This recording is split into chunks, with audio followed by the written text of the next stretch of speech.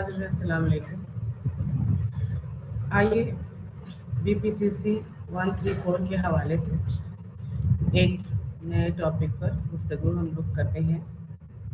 जैसा कि आप लोग जान रहे हैं कि पिछले कुछ क्लासेस में BPCC 134 के तहत हमारी गुफ्तगू तहकीक से जुड़े सवालातों, जवाबातों और उससे मुंसलिक मुद्दों से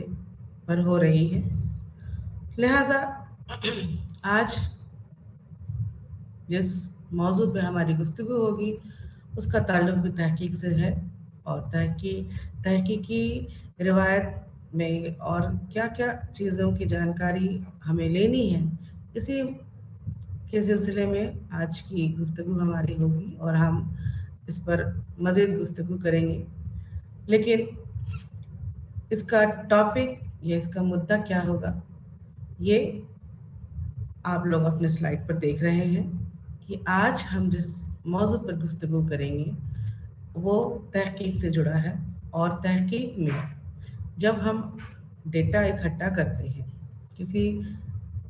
मसाइल के हल के लिए डेटा इकट्ठा करते हैं, तो किस तरह से हम उन आंकड़ों को इकट्ठा करते हैं, किस तरह से हम उन मालूमातों को हासिल करते हैं जो हमारे तहकीक से जुड़ा होता है या हमारी तहकीक के लिए अहम होता है। इस कड़ी में आज हमारी सबसे पहले जिन तरीक़ों पर गुफ्तगू होगी वो है मुशाहिदा, इंटरव्यू और केस स्टडी। ये तीनों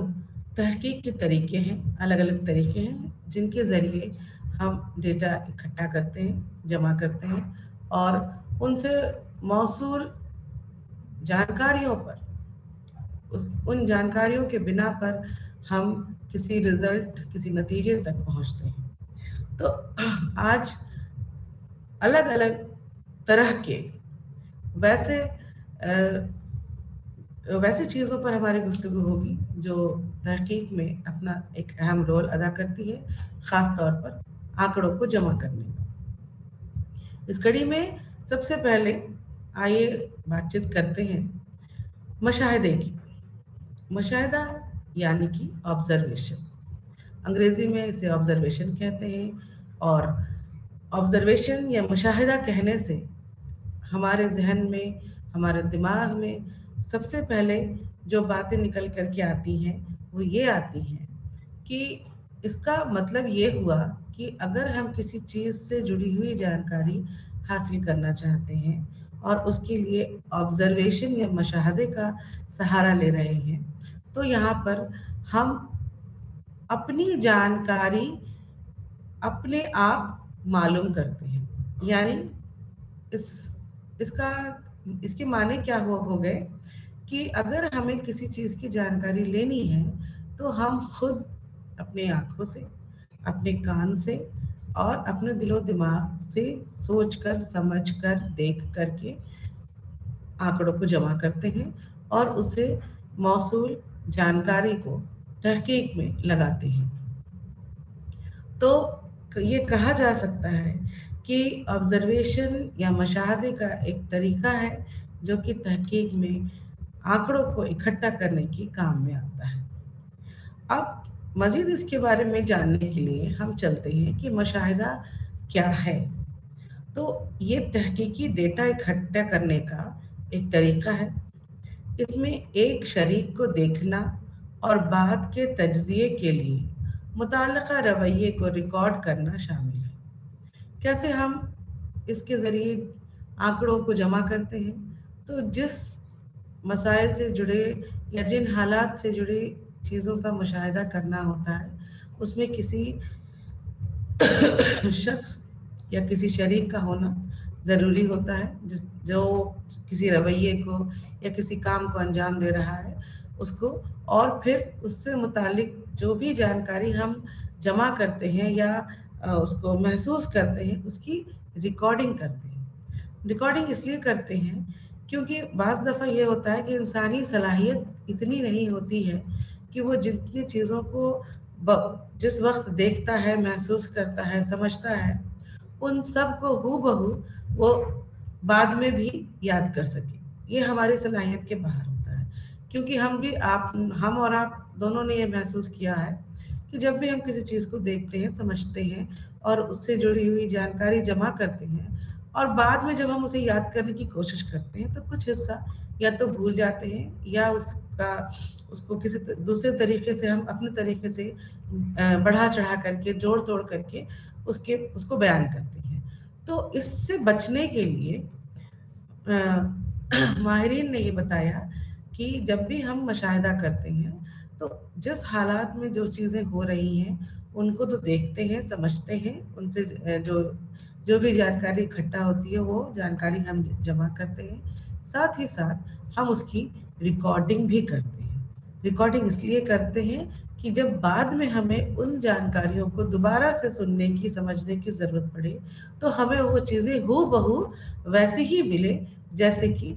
पहली दफ़ा मिली थी। इसलिए यहाँ पर रिकॉर्डिंग जो है बहुत ज़रूरी हो जाती है। इसी सिलसिले में गुडे और हैट ये दो माहिर नफ्सियात थे जिन्होंने बताया कि कोई भी साइंस उसमें मुशाहिदा से ही वो शुरू होता है, यानी कि इस बात की बहुत ज़रूरत होती है कि उसकी मुशाहदत की जाए और उसमें मुशाहदा शामिल हो और फिर उसके बाद ही उसको सच्चा या सही साबित किया जा सकता है। इसके अलावा यहाँ पर ये बताया जा रहा है कि इसमें किसी इंसान के रवैये को, उसके ख़यालात को, उसकी उसूलों को, उसकी जिस हालात में वो उस काम को कर रहा है उसको उसी तरीके से देखना, समझना ही मुशाहिदा कहलाता है। ये मुशाहिदा के ज़रिए हम आंकड़ों को इकट्ठा करते हैं, जैसा कि आपको पता है, और कैसे करते हैं कि आप अपने स्लाइड में भी यहाँ पर देख सकते हैं कि हम सबसे पहले तो मुशाहिदे के ज़रिए हम उन चीज़ों को जमा कर रहे हैं। तो यहाँ पर ये ज़रूरी हो जाता है कि हम उसे खुद से देखें, खुद से सुने, खुद से समझें और उसके बाद कोई किसी नतीजे तक पहुँचे। मुशाहिदे के मराहले के सिलसिले में माहिर नफ्सियात ने बताया कि इसके कुछ ख़ास तरह के मराहल हैं, यानी कि सबसे पहले क्या होता है, उसके बाद क्या होता है, इसे मराहल कहा जाता है। तो सबसे पहले तो ज़रूरी ये होता है कि हम जिस चीज़ का मुशाहिदा करने वाले हैं या करने जा रहे हैं या करेंगे, तो उस चीज़ को तय करें, उसके जगह, उसके हालात को तय करें कि हमें कब, कहाँ, क्या और कैसे किसी चीज़ का मुशाहिदा करना है। यानी कि सबसे पहले हम इस चीज़ की तस्दीक करेंगे, इस बात का चुनाव करेंगे कि कहाँ पर, किस तरह से, किस हालात में जाकर के हम मुशाहिदा कर सकते हैं। उसके बाद हम किन लोगों का मुशाहिदा करेंगे। वहाँ पर ये होता है कि हम किन लोगों का जो हमारे मसाइल से जुड़े हुए लोग हैं, तो उसकी, जैसा कि हमने पिछले क्लास में आपको बताया था कि जब भी हम किसी मसाइल को उठाते हैं, नफ्सियाती मसाइल में जब तहकीक करते हैं, तो वहाँ पर उसके लिए उसके जो नमूनों को हम कुछ हासिल करके उस पर आंकड़ा इकट्ठा करते हैं, डेटा इकट्ठा करते हैं, ना कि उससे जुड़े हुए सारे लोगों पर। तो यहाँ पर हमारे जो नमूने होते हैं, उन नमूनों में कौन-कौन से इसमें हिस्सा लेने वाले हैं, उसका हम चुनाव करते हैं। उसके बाद जब ये 2 बातें तय हो जाती हैं कि हमें वो जगह मिल गई, वो लोग मिल गए जिसका हमें मुशाहिदा करना है, फिर हम मुशाहिदा करना शुरू करते हैं। उसके बाद उस मुशाहिदे के बिना पर हम आंकड़ों को जमा करते हैं, डेटा को इकट्ठा करते हैं और आखिर में जो आंकड़े, जो डेटा हमें मिल गए, उसकी तज्जिया करते हैं, उसका एनालिसिस करते हैं, उसके बारे में उसको तोड़ मरोड़ के हम किसी नतीजे तक पहुंचने की कोशिश करते हैं। उसमें अच्छी तरह से हम उसको दूसरे लफ्ज़ों में या सादे लफ्ज़ों में ये कहें कि अच्छी तरह से खंगाल लेते हैं उसको हम, और उसके बाद हम किसी नतीजे तक पहुंचने की कोशिश करते हैं। तो ये इसके मुशाहिदा के मराहिल हैं। तो ख़ास तौर पर इसमें जो बातें हुई, वो बात ये है कि सबसे पहले तो हम इंतख़ाब करते हैं। तो मुशाहिदे के किसी ख़ास पहलू का इंतख़ाब करते हैं कि चुनना है, क्या चुनना है, जगह चुननी है, लोग चुनने, जो नमूने हैं उन्हें चुनना है, तो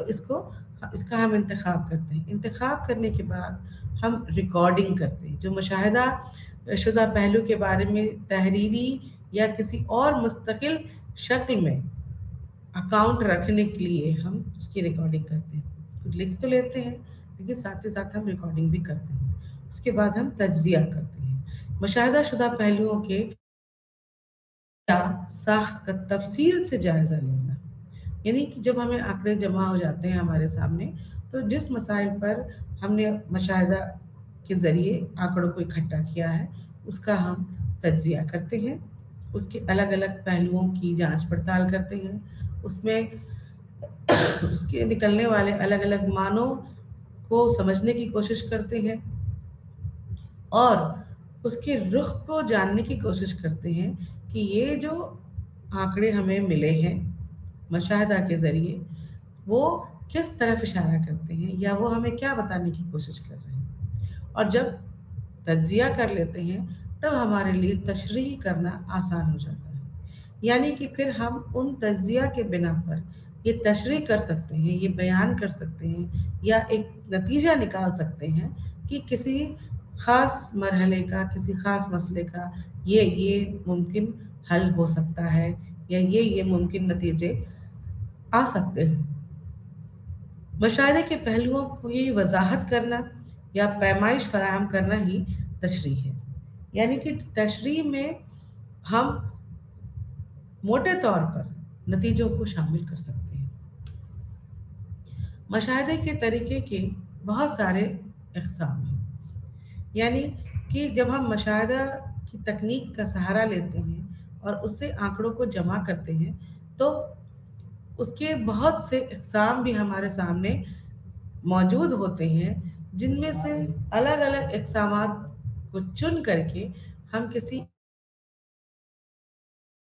या दो किस्म का सहारा लेते हैं और उससे मुशाहिदा करते हैं। इस अलग अलग अक़साम में सबसे पहले शरका और गैर शरका का मुशाहिदा आता है, यानी कि माहिर नफ्सियात ने बताया कि जब हम मुशाहिदे के अलग अलग तरीक़ों का इस्तेमाल करते हैं तो वैसे उसके बहुत सारे तरीके हैं, लेकिन सबसे पहले जिस चीज़ का नाम लिया जाता है वो है शरका और गैर शरका का मुशाहिदा। नाज़रीन, लफ्ज़ों से ही इसकी किस्म का अंदाज़ा लगाया जा सकता है। शरका यानी कि उसमें जब लोग शरीक हैं तो उसे हम शरका का मुशाहिदा कहते हैं, और जब उसमें लोगों की शिरकत नहीं है, यानी कि उसमें लोग शरीक नहीं हैं, तो उसे हम गैर शरका का मुशाहिदा कहते हैं। तो यहाँ पे शरीक होने से ताल्लुक़ ये है कि जो तहकीक करने वाले हैं, यानी कि जो महक़क़ हैं, वो या तो शरीक होकर के आंकड़ों को इकट्ठा करते हैं या फिर अपनी शिरकत दूर रख करके मुशाहिदा करते हैं, यानी कि दो तरीके से वो मुशाहिदा करते हैं। एक तरीका वो होता है जिसमें वो खुद शरीक होते हैं और दूसरा तरीका वो होता है जिसमें कि वो खुद शरीक नहीं होते। तो जो पहला तरीका है जिसे हम शरका के मुशाहिदे का तरीका कहते हैं, उसमें क्या है कि ये एक तहकीकी तरीका कार है जहाँ महक़क़ शरका की रोज़मर्रा की सरगर्मियों में गर्क रहता है। मकसद आम तौर पर मुमकिना तरतीबात की वसी तरीन रेंज के तहत तर्ज अमल को रिकॉर्ड करना होता है, यानी कि जो महक़क़ है, यहाँ पर ये लिखा गया है कि जो महक़क़ है वो शरका की रोज़मर्रा की सरगर्मियों में गर्क रहता है, यानी कि जो रोज़मर्रा की रफ्तार ज़िंदगी है उसमें लोगों के साथ वो भी उतना ही मुलव्वस होता है, उतना ही घुला मिला होता है जितना कि दूसरे लोग। कई बार तो अंदाज़ा ये होता कि दूसरे लोग इस बात का अंदाज़ा भी नहीं लगा सकते हैं या महसूस भी नहीं कर पाते हैं कि हमारे बीच में जो शख्स है,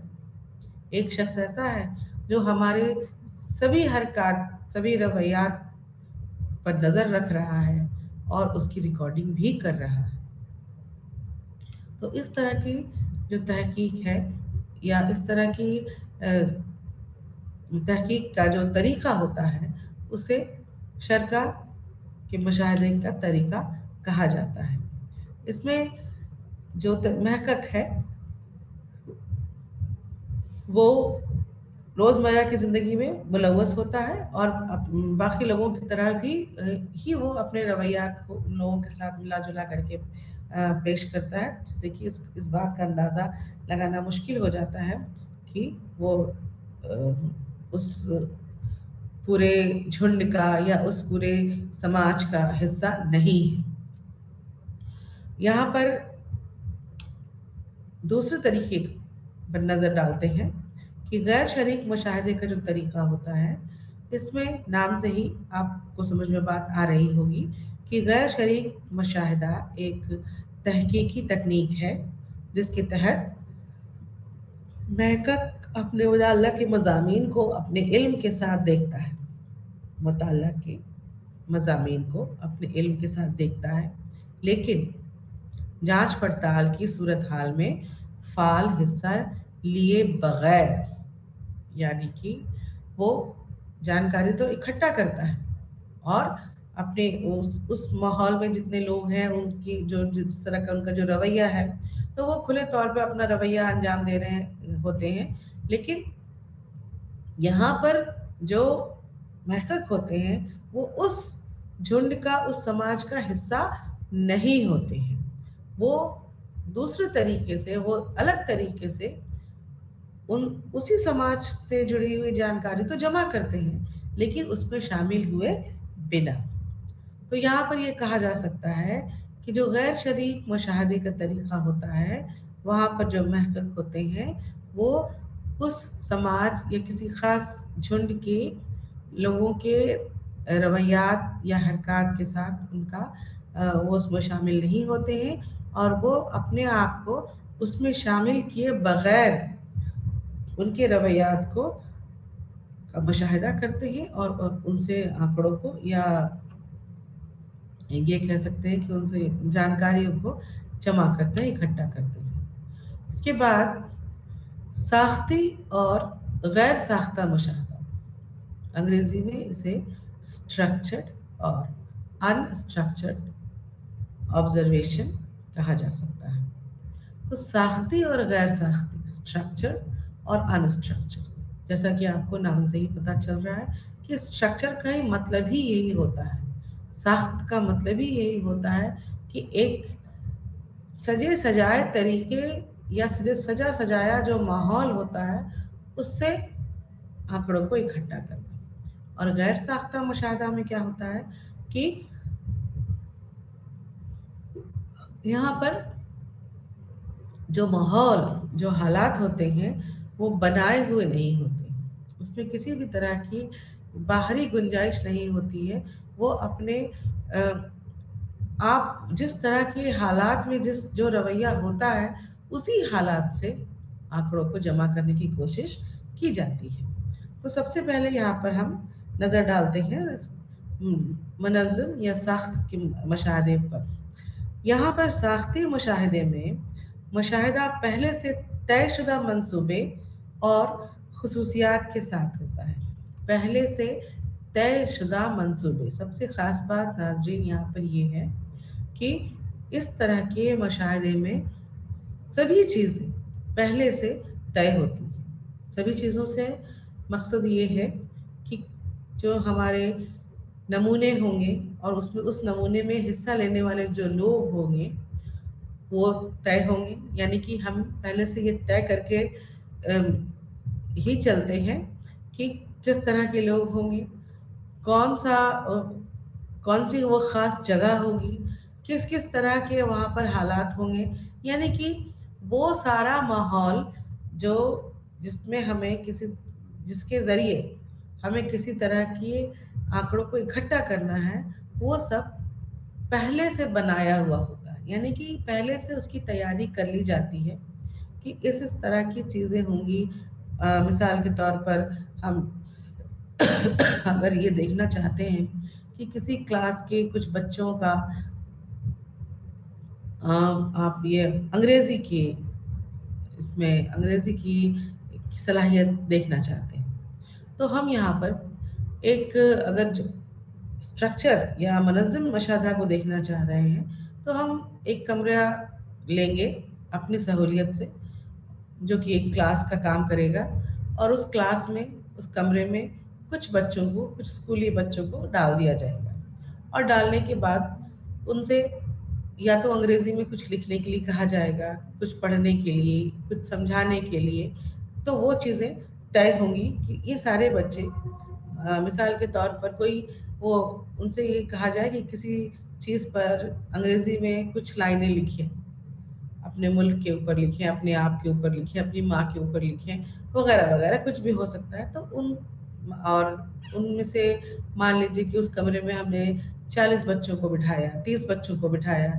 और उन सबको ये चीज़ दिया गया, तो सारे बच्चे उसी चीज़ पर 10 लाइन लिखेंगे जो हमने दिया, और सारे बच्चे उसी कमरे में रहेंगे, और सारे बच्चे अपनी सलाहियत से उन चीज़ों को लिखेंगे। तो इस तरह का जो हम माहौल तैयार करते हैं, वो मुनज़्ज़म मुशाहिदा का तरीका होगा। यानी कि इसमें हम सब चीज़ पहले से तय करके उस तयशुदा माहौल में ये देखने की कोशिश करते हैं कि हमें आंकड़े किस तरह से मिल रहे हैं, या जो रवैयात हो रहे हैं वो उस रवैयात में और क्या-क्या चीज़ें देखने को मिल सकती हैं। तो ये चीज़ हो गई आपके कि मुनज़्ज़म मुशाहिदा का तरीका क्या हो सकता है। इसके बाद गैर मुनज़्ज़म मुशाहिदा। तो गैर मुनज़्ज़म मुशाहिदा में क्या होता है कि मुनज़्ज़म मुशाहिदा का उल्टा होता है। उल्टा यानी कि मुनज़्ज़म मुशाहिदे में सारी चीज़ें पहले से तयशुदा थी, लेकिन गैर मुनज़्ज़म मुशाहिदे में सारी चीज़ें पहले से तय नहीं हैं। मुशाहिदा करने का वक्त, मकाम और रवैया पहले से तय नहीं होता है। बच्चों के रवैये, एहसासात, आमाल और रद्द अमल का मुशाहिदा आज़ाद, कुदरती और हकीकी ज़िंदगी के हालात में किया जाता है, मसलन घर, खेल का मैदान वगैरह। यानी जैसा कि आप अपने स्लाइड में भी देख रहे हैं कि बच्चे खेल के मैदान में खेल रहे हैं, तो यहाँ पर किसी भी तरह का जो माहौल जिसका कि मुशाहिदा किया जा रहा है, उसमें पहले से कुछ भी तय नहीं है। हमें हमें इस बात का भी अंदाज़ा नहीं होता है कि जब हम किसी खेल के मैदान में जा रहे हैं, तो वहाँ पर कितने बच्चे खेल रहे हैं और कितने बच्चे नहीं खेल रहे हैं। कितने बच्चों को खेलने में बहुत मज़ा आ रहा है और कितने बच्चों को वो खेल पसंद नहीं है, उन्हें कुछ और पसंद है, वगैरह-वगैरह। तो इन सारी चीज़ों को हम उसी माहौल में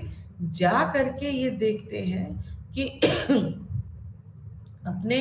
ओरिजिनल माहौल में, ओरिजिनल हालात में जो रवैयात होते हैं, वो किस तरह के होते हैं। ये तो एक मिसाल है कि बच्चे जो हैं वो खेल के मैदान में हैं, तो हम उनका वहाँ पर उ उनके रवैयात को, उनकी हरकतों को देख सकते हैं। इसी तरीके से बाकी और भी हमारे समाज में, हमारे माहौलियात में बहुत सारी चीज़ें ऐसी होती हैं जो कि जिनकी मशाहदत हम करते हैं, तो वो सारी चीज़ें अपने उसी माहौल में होती हैं। मिसाल के तौर पर एक छोटी-सी बात अगर देखें कि घर में खाने की मेज़ पर लोगों का रवैया कैसा होता है। तो इसके लिए हम कुछ घरों का दौरा कर सकते हैं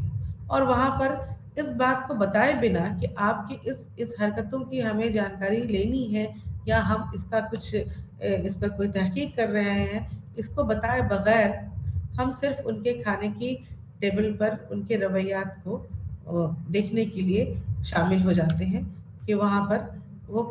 उनका जो रवैयात है उस घर के लोगों का, वो खाने की टेबल पर किस ढंग का है। क्या सारे लोग एक साथ मिल-जुल कर खाना खा रहे हैं, या उनके जो मर्द होते हैं वो पहले खाना खा लेते हैं, औरतें बाद में खाना खाती हैं। मर्द और औरतों के खाने में कोई फ़र्क होता है, या बच्चों को के खाने का वक़्त बाकी लोगों के खाने का वक़्त अलग है, और खाने की टेबल पर किस-किस तरह की चीज़ें, सजावट या और भी जो तौर तरीके होते हैं, उनको हम उसकी मुशाहदत कर सकते हैं। तो इस तरीके से हम अपने समाज में, अपने माहौलियात में बहुत सारे जो हमारे मसले होते हैं, जो कि अपने ही अपने हालात में होते हैं, वहाँ पर हम जब उनकी मुशाहदत करते हैं तो ये गैर मुनज़्ज़म मुशाहदे का तरीका कहलाता है। अब नाज़रीन, जब हमने ये जान लिया कि इसको अब किस तरह से अंजाम देते हैं या इसके अलग-अलग जो इक़साम हैं, उसमें से किसी एक इक़साम को चुनकर हम मुशाहदत का जो तरीका है उसको अंजाम दे सकते हैं, तो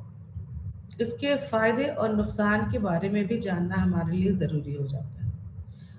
नाज़रीन, हम ये बखूबी जानते हैं कि जब भी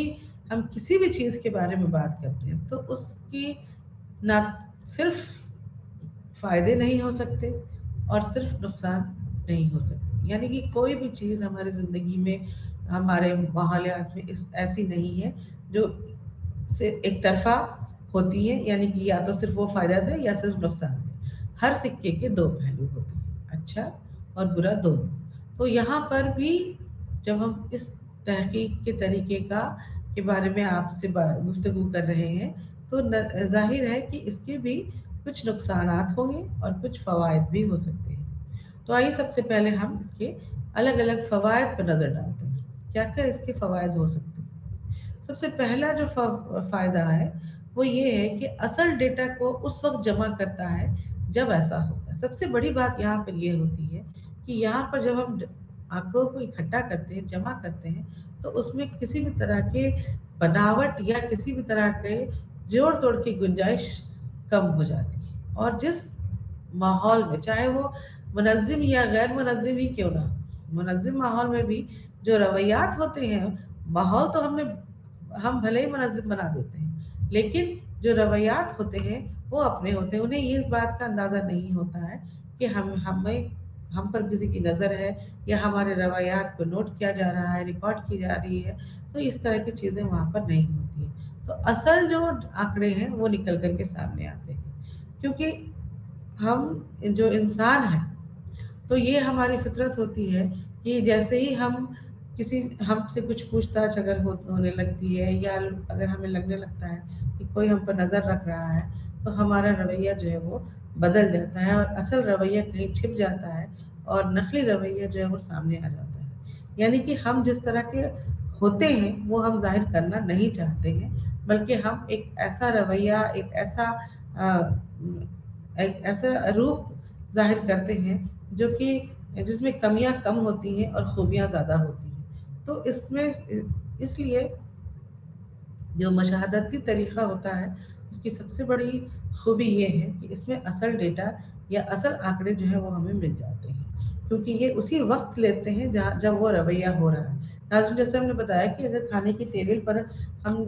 आंकड़ों को जमा करते हैं कि उन लोगों के कि लोगों का खाने की टेबल पर किस तरह का रवैया होता है या उनके जो तौर तरीके हैं वो उस वक़्त कैसे होते हैं, तो इसको जानने के लिए हमें खाने के वक़्त पर ही वहाँ पर मौजूद होना पड़ेगा। अगर खाना लोगों ने खा लिया, तो उसके बाद हम उस तरह के रवैयात की मशाहदत नहीं कर सकते हैं, ना ही हम उसको नोट कर सकते हैं, ना ही हम उसकी रिकॉर्डिंग कर सकते हैं। तो यहाँ पर ये ज़रूरी है कि असल डेटा को उसी वक़्त जमा कर दें जबकि ऐसा होता है। दूसरी जो खूबी है वो ये है कि महफूज मालूमात जिसे शिरका नज़रअंदाज कर देते हैं, क्योंकि ये बहुत आम है, ऐसे मुतालका सिर्फ तरीका के तौर पर नहीं देखा जाता है। मतलब अगर हम जैसे पूछताछ करते हैं या अगर कोई जानकारी जमा करते हैं किसी दूसरे ज़राए से, तो ऐसा हो सकता है कि कुछ ऐसी मालूमात जो कि बहुत ख़ास होते हैं, महफूज होते हैं, उसकी अनदेखी हो जाए, यानी वो हमारी नज़र से निकल जाए। उसे हम या तो बहुत छोटा या मामूली मान लें या फिर बहुत आम मान लेते हैं, तो वो चीज़ हमारे आँख के सामने से निकल सकती है या उसे हम नज़रअंदाज कर सकते हैं। तीसरी बात है कि मखसूस किस्म के डेटा इकट्ठा करने का वाहिद तरीका दस्तयाब है। यानी कि अगर ख़ास तरह का डेटा हमें इकट्ठा करना है, तो उसके लिए ये इकलौता या वाहिद तरीका साबित हो सकता है, क्योंकि इसके ज़रिए जो हम डेटा को इकट्ठा करेंगे वो बहुत ख़ास होता है, क्योंकि उसमें हम पहली बात तो ये कि उस अपने असल माहौल में से डेटा इकट्ठा करते हैं, और दूसरी बात ये कि हम खुद अपने आँखों से,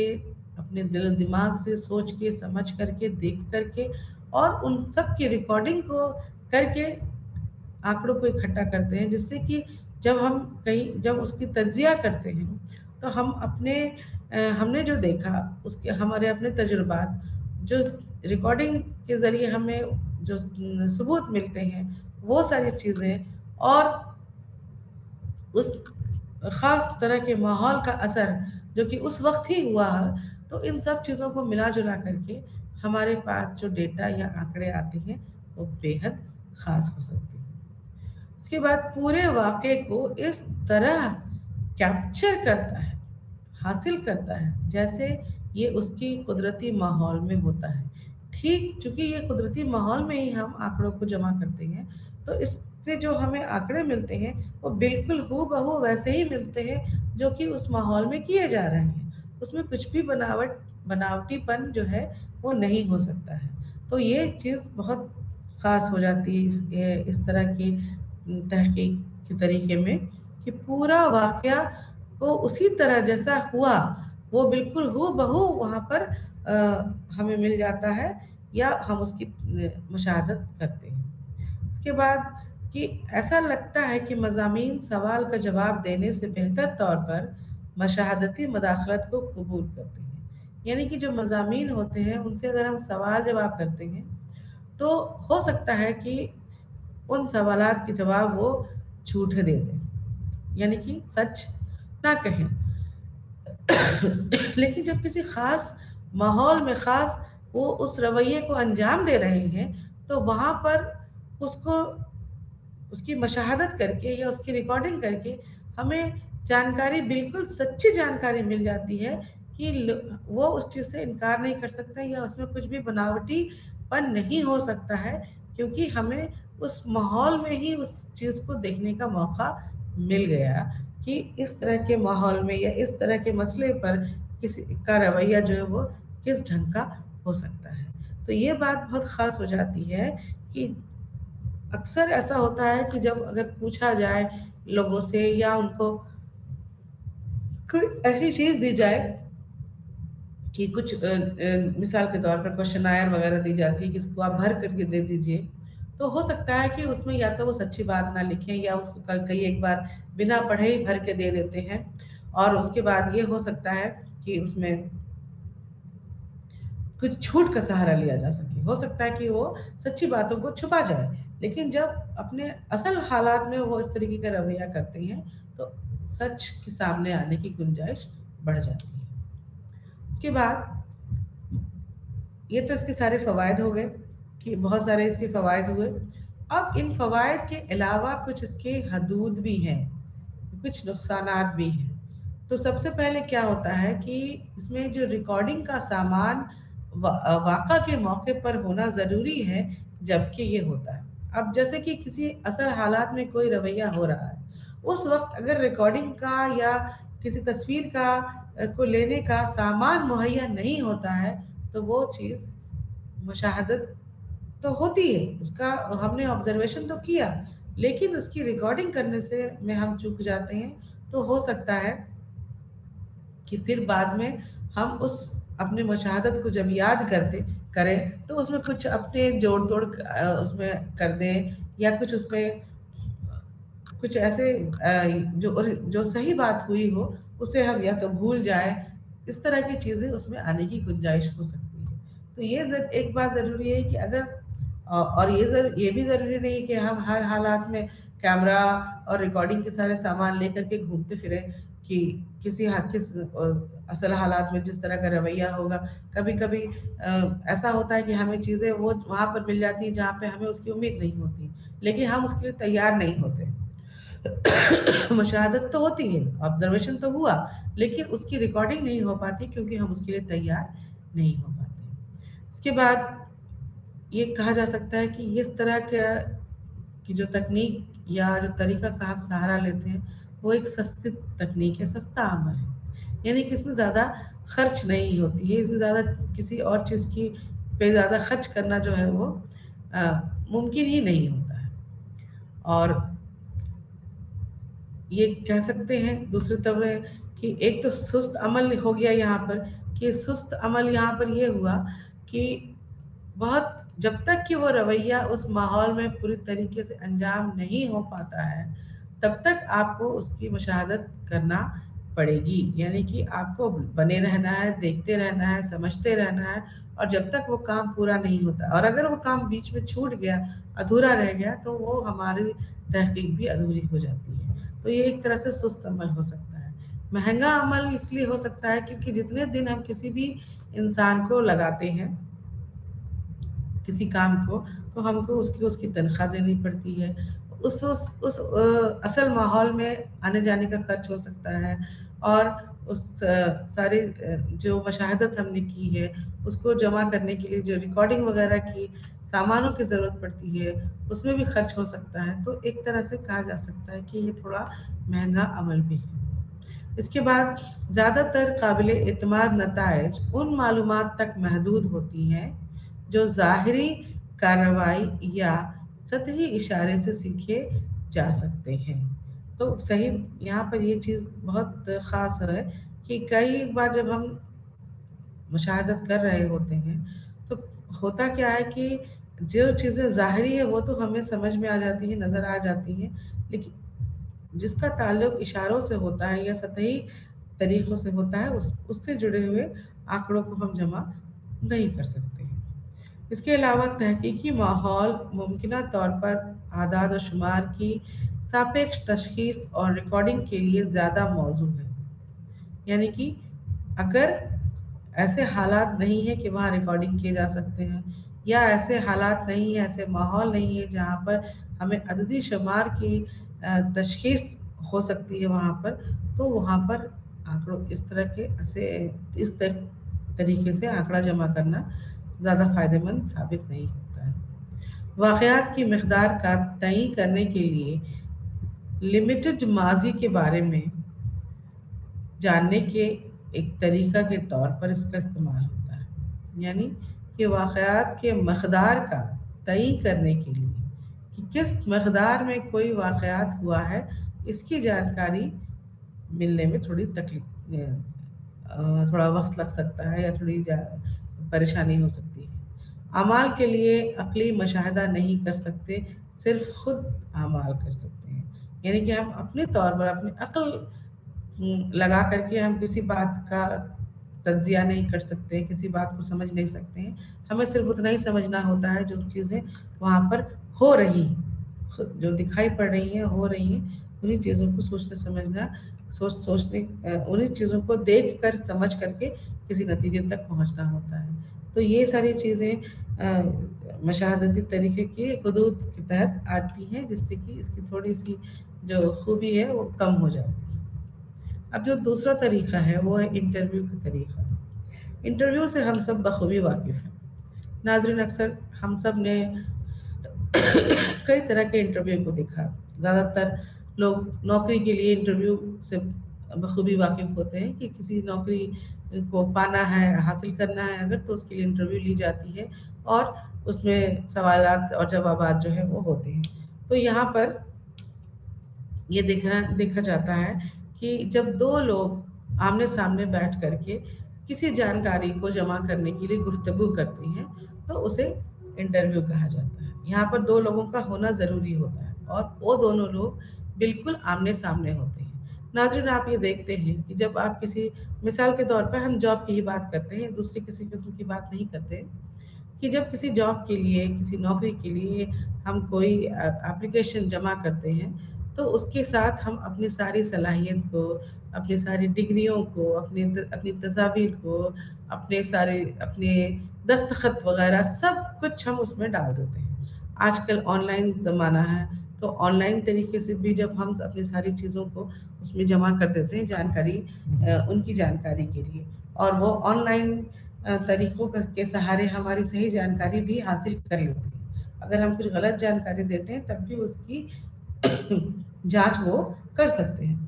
तो सवाल यहाँ पर ये है कि جب ہم نے اپنی ساری باتیں انہیں بتا ہی دی، یعنی کہ ہماری علمی صلاحیت، ہماری شخصیتی صلاحیت، ہماری جو تصویر لگی ہوتی ہے جس سے ہماری شکل بھی انہیں پتہ چل جاتی ہے، تو سب ہر قسم کی جانکاری تو ہم نے دے دی، تو پھر انٹرویو کی ضرورت کیوں پڑتی ہے؟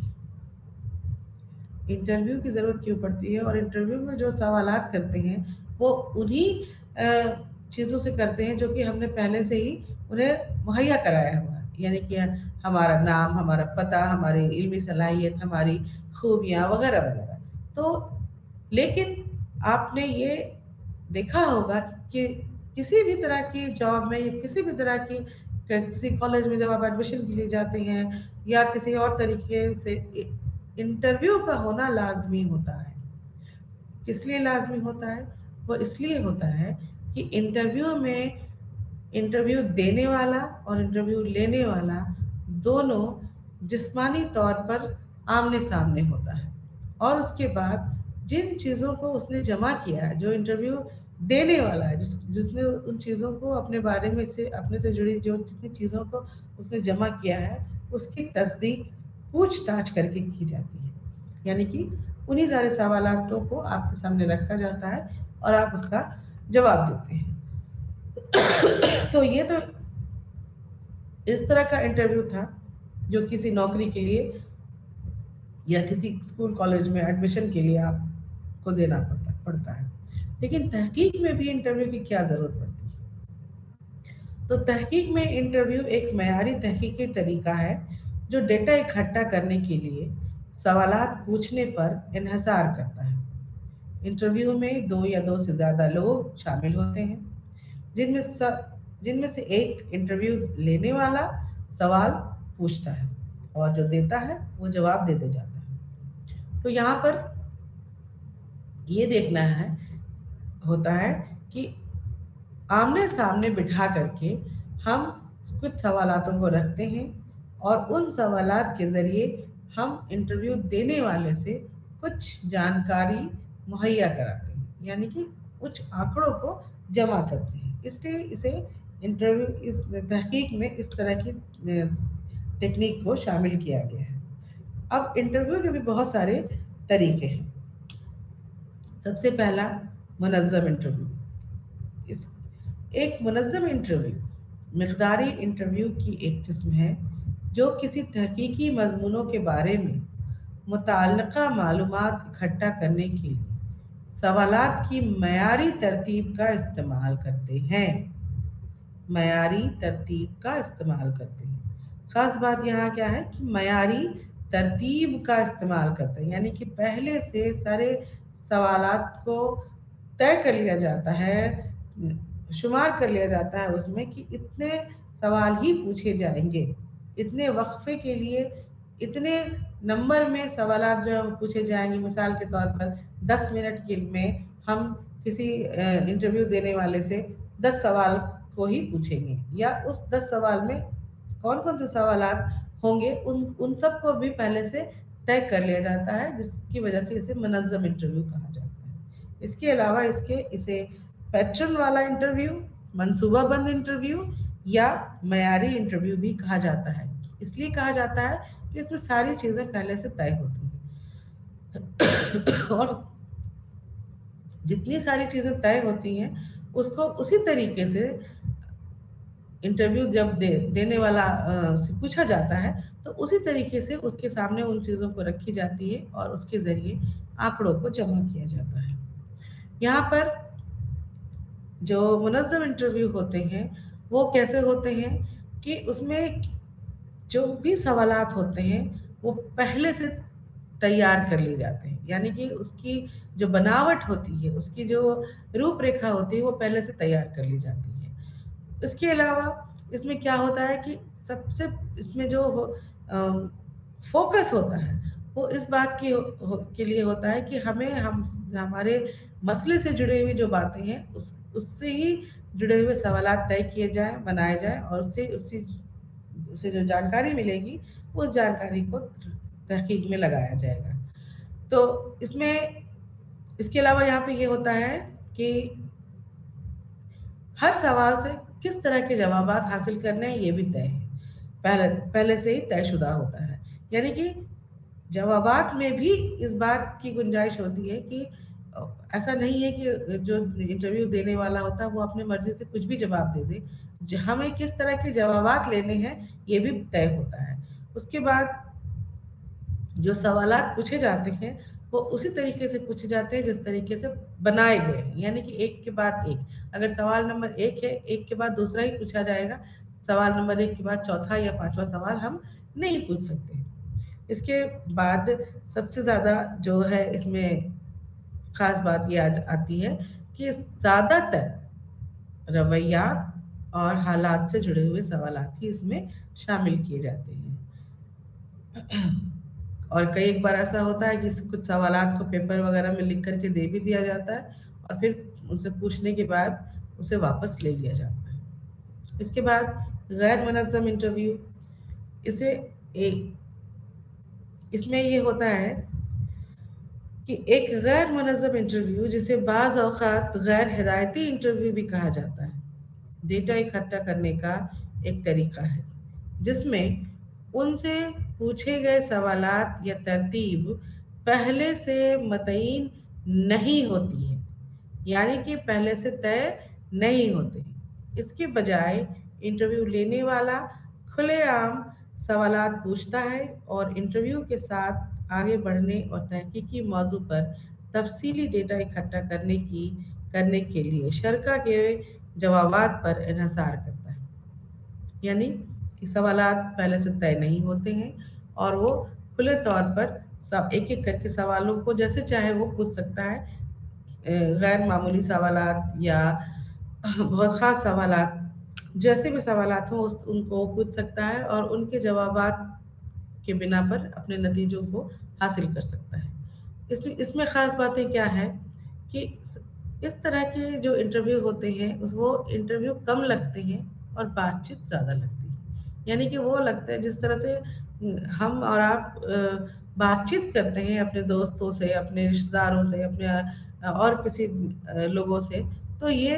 इंटरव्यू ना लग करके बातचीत जो है वो ज़्यादा लगता है। और इसमें ख़ास तौर पर सिर्फ अपने मसले से जुड़े हुए ही सवालात नहीं होते हैं, बल्कि इसमें बाकी दूसरे सवालातों को भी शामिल किया जा सकता है जो कि हमारे मसले से जुड़े हुए नहीं होते। किसी भी तरह से इसमें ये नहीं होता है कि हमें इतने ही सवालात पूछने हैं, यानी कि जो सवालात होते हैं उसमें कोई भी सवालात ऐसे ख़ास या आम नहीं होते हैं, बल्कि उसमें कुछ ख़ास होते हैं, कुछ गैर मामूली होते हैं, कुछ मामूली होते हैं और इसका कोई ऑर्डर भी नहीं होता है। यानी कि ऐसा नहीं कि हम एक के बाद दूसरा, दूसरे के बाद तीसरा पूछेंगे। हम कभी भी कहीं से भी कोई भी सवाल पहले पूछ सकते हैं। इसके अलावा जितने सवालात हमें पूछने हैं उसके अलावा भी हम कुछ सवालात पूछ सकते हैं जो कि हमारे मसले से मुंसलिक हो या ना हो। तो गैर मुनज़्ज़म जो इंटरव्यू होते हैं उसमें ये देखा जाता है कि हम जो सवालात को पूछने के लिए बिल्कुल आज़ाद होते हैं और उसमें किसी भी तरह की रुकावट या रोक टोक जो है वो नहीं होती है। अब इसके बाद नीम साख्ता इंटरव्यू। तो एक नीम साख्ता इंटरव्यू डेटा इकट्ठे करने का एक तरीका है जिसमें शरका से खुले सवालात का एक सेट पूछना और उनके जवाब और दिलचस्पी के मौजू को मज़ीद दरियाफ्त करने के लिए तहकीकियाती सवालात के साथ उनकी पैरवी करना शामिल है। तहकीकियाती सवालात के साथ उनकी पैरवी करना शामिल है। क्वालिटेटिव रिसर्च में नीम साख्ता इंटरव्यूज़, स्ट्रक्चर्ड और गैर साख्ता इंटरव्यूज़ का इम्तजाज है, जिसमें कुछ सवालात पहले से तयशुदा होते हैं जबकि दूसरे नहीं होते हैं। जैसा कि नाम से ही आपको ये सारी बातें समझ में आ गई होंगी कि नीम साख्ता इंटरव्यू यानी कि सेमी स्ट्रक्चर्ड है, यानी कि पूरे तरीके से ये स्ट्रक्चर या साख्ता नहीं है। तो इसमें कुछ सवालात जो है वो बिल्कुल स्ट्रक्चर्ड होते हैं, तयशुदा होते हैं, पहले से बने बनाए होते हैं, लेकिन कुछ सवालात इसमें खुले भी हम इसमें शामिल कर सकते हैं, जिसकी वजह से इसे हम सेमी स्ट्रक्चर या नीम साख्ता इंटरव्यू कह सकते हैं। अब इसके بھی فائدے اور نقصانات ہیں کہ انٹرویو کے طریقے کے بھی کچھ فائدے ہیں، کچھ نقصانات ہیں۔ تو اس کے خاص جو فائدے ہیں وہ سب سے پہلا جو فائدہ یہ ہے کہ جب ہم انٹرویو کے ذریعے کسی ڈیٹا کو، آنکڑوں کو جمع کرتے ہیں تو ہمیں اس سے بہت گہری جانکاری ملتی ہے، یعنی کہ ہم اس کے بالکل تہ تک پہنچ کر کے جانکاری جمع کر سکتے ہیں۔ جو جانکاری ہمیں مل سکتی ہے اس کے بنا پر ہم بہت کچھ بیان کر سکتے ہیں، بہت اس کا تجزیہ کر سکتے ہیں، اور اس سے جڑے ہوئے سوالاتوں کے جواب بھی دے سکتے ہیں۔ اس کے علاوہ جب ہم جس سے انٹرویو لے رہے ہیں اس پر ہمارا پوری طریقے سے قابو ہوتا ہے، یعنی کہ وہ ہم جب تک چاہیں اس سے بات کر سکتے ہیں، جس طرح سے چاہے۔ اگر ہمیں لگنے لگتا ہے کہ انٹرویو دینے والا تھک رہا ہے، پریشان ہو رہا ہے، تو ہم دوسرے طریقے کا استعمال کر سکتے ہیں، یا جو اسٹرکچر اگر طریقہ اپناتے ہیں تو اس میں سارے سوالات ایک ایک کر کے جو پوچھنے ہوتے ہیں تو وہ ان کو پوچھ اس کی جوابات کے بنا پر ہم اپنے جو انٹرویو دینے والے ہیں اس سے صحیح طور پر آنکڑوں کو جمع کر سکتے ہیں۔ لچیلا پن اس میں پایا جا سکتا ہے، اور اس بات کی گنجائش بہت کم ہوتی ہے کہ کچھ اٹپٹے جوابات ہمیں ملے، کیونکہ سوال پوچھنے والا بھی وہی موجود ہوتا ہے اور جواب دینے والا بھی وہی موجود ہوتا ہے۔ تو اگر کسی قسم کی کوئی جو یہ کہا جا سکتا ہے کہ کسی قسم کی تکلیف یا پریشانی جواب دینے میں جب آتی ہے جب انٹرویو دینے والے کو، تو جو انٹرویو لے رہا ہے وہ اس کی ساری مشکلوں کو حل کر کے اسے سوال کو اچھے سے سمجھا سکتا ہے، اور جب اسے سوالات سمجھ میں آ جاتے ہیں تو اسے جواب دینے میں تکلیف نہیں ہوتی ہے، اور جو آنکڑے یا ڈیٹا ہمیں ملتے ہیں وہ ہمیں زیادہ صحیح اور سچے ڈیٹا جو ہمیں مل سکتے ہیں۔ دوسری بات کی جو لفظی پریشانی ہوتی ہے، اگر ہم کسی کو کچھ لکھ کر کے دے دیتے ہیں یا پہلے سے طے شدہ کسی چیز میں، کسی بھی لفظ میں، کسی بھی طرح کی زبان میں اس کو ہم لکھ کر کے اگر دے دیتے ہیں، اور اگر اسے وہ چیزیں سمجھ میں نہیں آ رہی ہیں تو یہاں پر بھی مشکل ہو جاتا ہے کہ اسے جو ہمیں جواب ملے تو وہ صحیح نہیں ہوں گے، کیونکہ اسے سوال سمجھ میں ہی نہیں آیا، تو اس نے جو جواب دیا وہ جواب بے تکا جواب ہو سکتا ہے۔ تو یہاں پر لفظوں کی اور زبان کی بھی اس میں اس بات کی گنجائش ہوتی ہے کہ ہمارے سامنے جس طرح کے لوگ موجود ہیں اس سے جڑے ہوئے لفظوں اور زبان کا استعمال ہم کر سکتے ہیں۔ اور اس کے علاوہ اس میں کیا ہے کہ ٹائم بھی، وقت بھی کم لگ سکتا ہے، کیونکہ ہو سکتا ہے کیونکہ جب ہم سوال جواب کرتے ہیں اور اگر طے شدہ وقفے میں جب ہم کوئی کام کرتے ہیں تو وہ ہمارے لیے آسان ہوتا ہے اور ہمیں جلدی سے صحیح جوابات جو ہے وہ حاصل ہو جاتے ہیں۔ اب ان فوائد کے ساتھ ساتھ اس کی کچھ نقصانات بھی ہیں۔ تو نقصانات کیا ہوتا ہے؟ سب سے جو زیادہ نقصان ہے، اسے ماہر نفسیات نے الگ الگ طرح کے بہت سے نقصانات کے بارے میں بتایا ہے، اور جس میں کہ سب سے پہلے بتایا ہے کہ یہ بہت زیادہ وقت لیتا ہے، اور سب سے بڑا جو نقصان وہ ہے کہ جو انٹرویو لے رہا ہے یا جو دے رہا ہے، تو خاص طور پر جو لے رہا ہے اس کے اپنے نظریے کا اثر انٹرویو دینے والے پہ پڑ سکتا ہے، اور اس کے جوابات کا اثر بھی جو انٹرویو لے رہا ہے اس کے اپنے نظریے کا اثر پڑ سکتا ہے، جس سے کہ نتیجے پر اثر پڑ سکتا ہے۔ اور